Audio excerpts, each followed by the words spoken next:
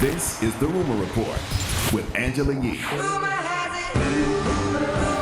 The Breakfast Club. So listen up.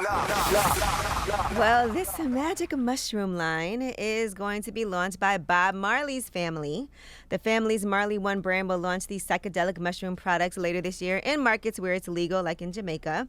And they're doing this in partnership with Silo Wellness. So could be interesting. And you guys have never tried it. No, I was supposed to do it for New Year's Eve as part of a spiritual ceremony, but I punked out.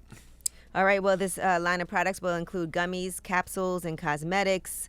And according to Bob Marley's widow, Rita Marley, she said in a statement, "We know Bob would be proud of what we're building. Our family has always revered the ancient history and transformative potential of nature's gifts." I also don't like when people present the shrooms and it'd be like in chocolate form and candy. If I did it, I would want to do it like fresh out the dirt. Or the tea, yeah. But I would like to do it fresh out the dirt. The mushroom actually, as opposed to being in a candy. I don't know that you want that. But, it doesn't really taste good, so that's why people try to disguise the taste in different things.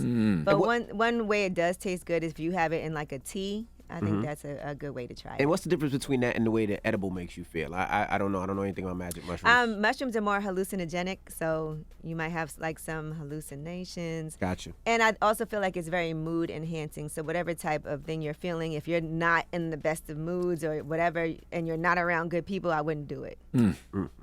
But if you're around good people and you're in nature, it's decent. And I would also recommend, if you've never done it, to microdose so that you don't go overboard. Gotcha. All right, Muhammad Ali's grandson is set to make his pro boxing debut. Nico Ali Walsh, the 20-year-old grandson of Muhammad Ali, has signed a multi-fight contract with Top Rank. He'll make his pro debut in a 4-round middleweight bout. That's going to happen on August 14th, and it will be televised on ESPN. Big shoes to fill, King. Young King. Yeah, so listen, we should be watching that. We want to see how he does. Yeah, and I mean, not just Muhammad Ali, Layla. What would Layla be to that young man? Yeah, he's the son of Rashida Ali Walsh. So his aunt. His aunt, okay. All right, Cardi B says that female rappers are the most disrespected. Now, someone had posted, unrelated, but I hate how women rappers can perform and have whole-ass choreography routines and still get criticized and picked apart, while men rappers just walk around in one circle, jump up and down, giving the bare minimum with no criticism at all. Cardi responded, female rappers have to bust their ass on performances, great visuals, hours on makeup, hours on hair, pressure by the public to look perfect, make great music, and yet are the most disrespected. It's always, they not good enough. What's new? It's boring. Why her, not me?